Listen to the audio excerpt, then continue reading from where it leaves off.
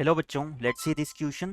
If f is a differentiable function satisfying f of 1 by n is equal to 0 for all n greater than equal to 1 and n belongs to integer, then option A, fx is equal to 0 for x belongs to open interval 0 and close interval 1.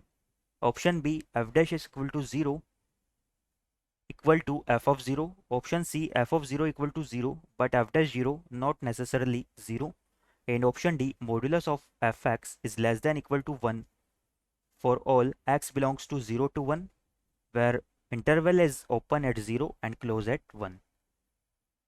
तो बच्चों इस question में हमें एक function f के बारे में बोला गया है कि जो हमारा f है एक डिफरेंशिएबल फंक्शन है और ये सेटिस्फाई करता है f of 1 by n equal to 0 को for all n greater than 1 n belongs to integer के लिए. तो हमें क्या करना है, अपने ऑप्शंस को वन बाय वन चेक करना है कि हमारे कौन से ऑप्शंस ट्रू होंगे. यहां पर हमें दिया हुआ है given that f of 1 by n is equal to 0 for all n greater than equal to 1 comma n belongs to integer. Now यहाँ से हम क्या कंक्लूजन निकाल सकते हैं, हम n की वैल्यू को वन बाई वन पुट करते हैं, n हमारा इंटीजर है तो यहाँ से हमारा हो जाएगा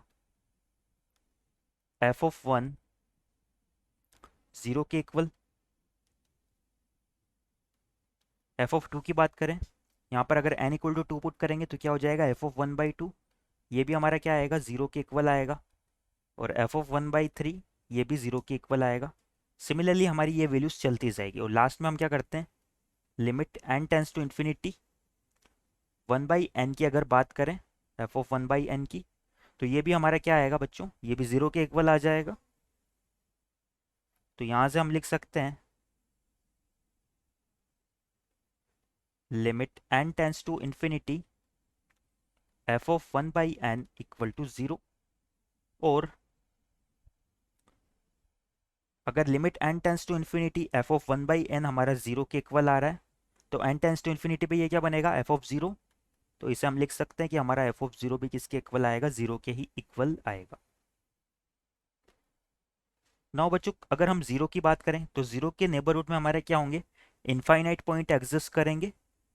यहाँ पर हम लिख सकते हैं since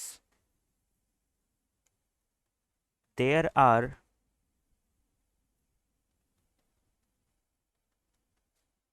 infinitely many points in neighborhood of x